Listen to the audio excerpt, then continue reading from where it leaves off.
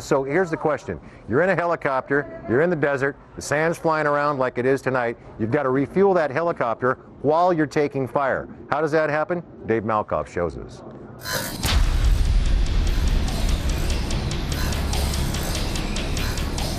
I'm Lieutenant David Flaherty, 3-5 platoon leader from Fort Carson, Colorado, with 1-2 Aviation. Blackhawk, Apache. Before these gunships patrol the Iraqi skies, they patrol the Mojave. So they're flying missions, and when they need rearmed, refueled, reloaded, or downloaded ammo, they come to us. It takes about 10 minutes, 5-10 minutes to fill it up.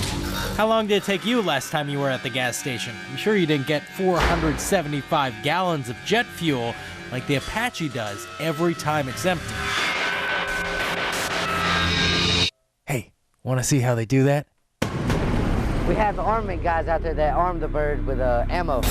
That's right, this crazy convenience store gives you 30mm rounds, Hydra 70 rockets, and gasses you up at the same time. And then they'll call us out, and then once I hook up the bird, my fire guard, who's sitting there watching in case a fire breaks out, he gives the signal to the guy at the truck.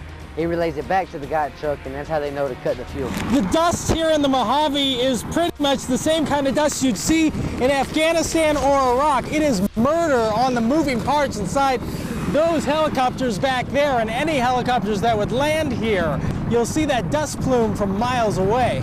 I wear this when I go out there because we're in the sand, so it don't get all in my mouth and my nose, and I'll breathe it in. We go over each item, make sure that everything's still functioning right.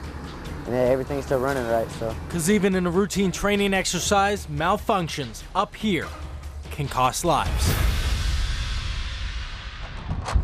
And Dave joins us once again. And Dave, you know, I think it's a little bit difficult to convey to people the size of this thing, what goes on out here. Yeah, Paul, seeing it on TV, you don't know that the box, or the sandbox as they call it, is about the size of Rhode Island. It's huge. You've got the forward operating bases, that's where we were with the air operations, and you've got all the little Iraqi towns. There are 13 in total. We have Medina Jabal here and Medina Wasl that we saw in my earlier story, but there are smaller towns all over, and they need to fly in those air ops there. They need to get more ordnance, and sometimes they actually shoot these basically live ordnance into the desert, which amount to blanks, but they're coming from an Apache helicopter. So if you were down on the ground and you got hit by that, you're not going to have a good day. Yeah. So the realism is incredible. Yeah, it's amazing. And when you see those helicopters coming over, not just during the day, but at night, if you were to beam in here like in Star Trek, you would think that you were in the middle of Iraq. There's nothing to tell you that you're not. All right, Dave. Thank you very much.